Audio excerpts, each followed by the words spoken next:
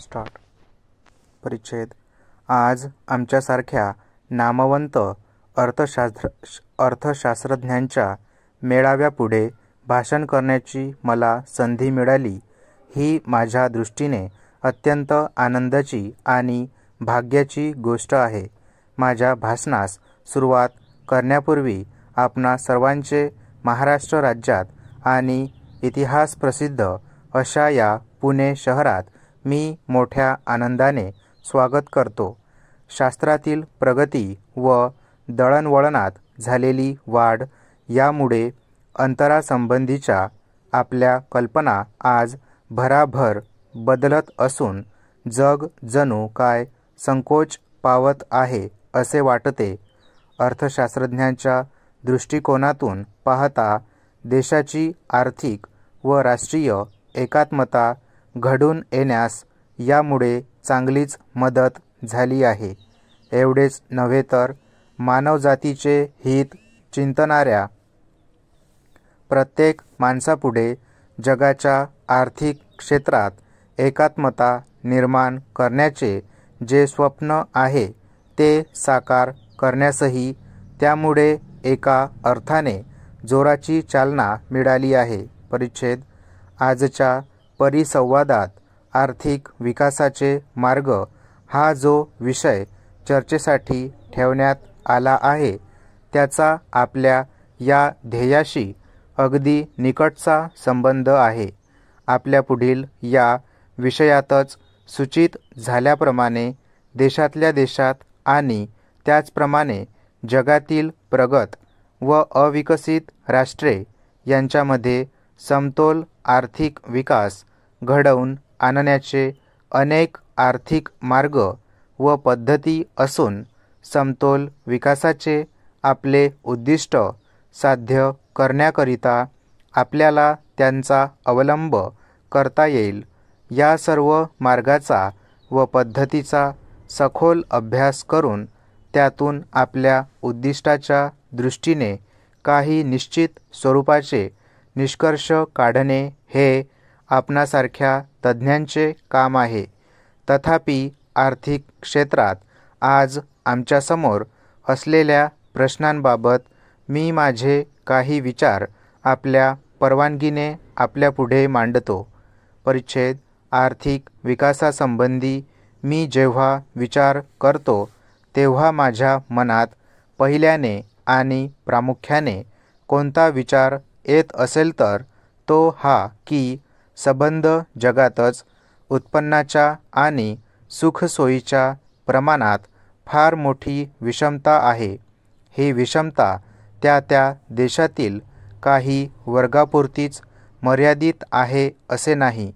जगातील बहुसंख्य देश आज अविकसित असून समृद्ध व आर्थिकदृष्ट्या प्रगत असलेले देश मात्र आपल्याला काही खास हक्क आहेत अशा समजुतीने वागत असल्याचे आपणास आढळून येते.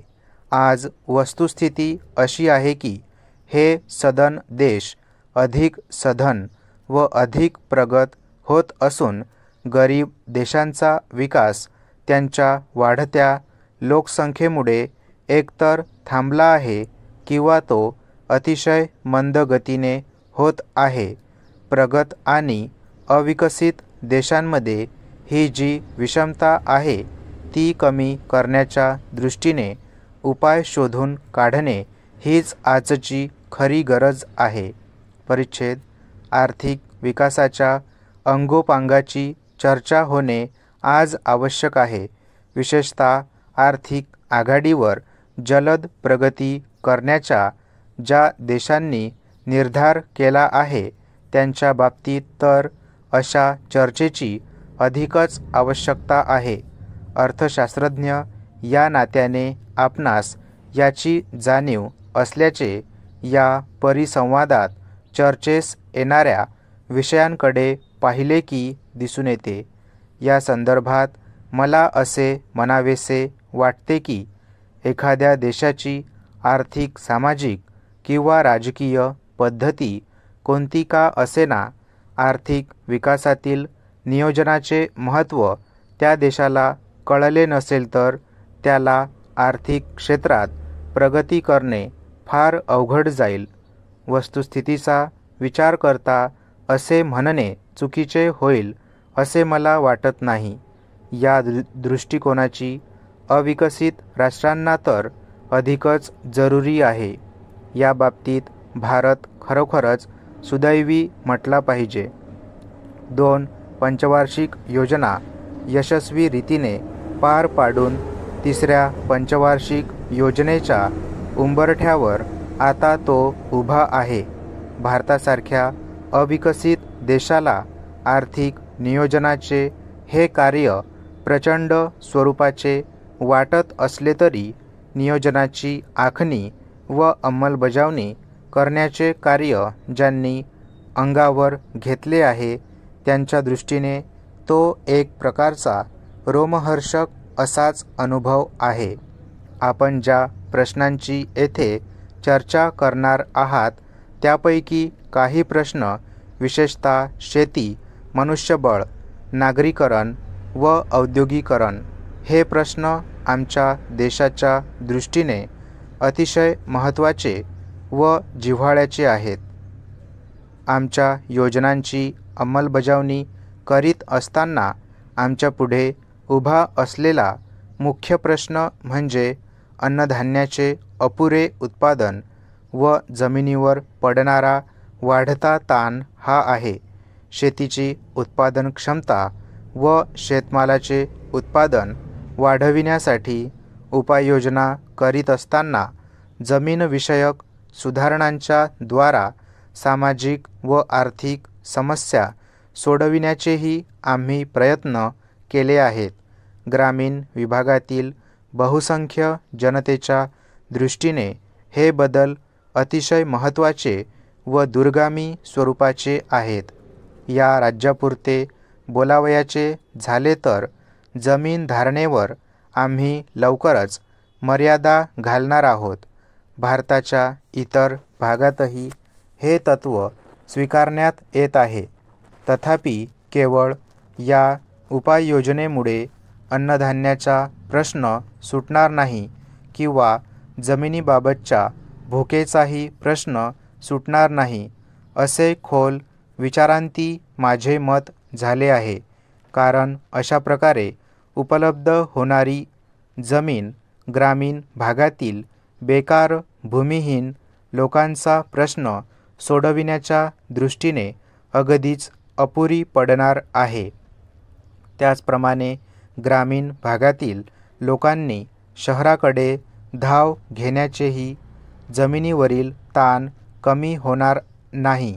कारण त्यासाठी ग्रामीण भागातून शहरात येणाऱ्या लोकांना कामधंदा मिळून त्यांच्यासाठी पुरेशा सुखसोयी प्रथम उपलब्ध झाल्या पाहिजेत.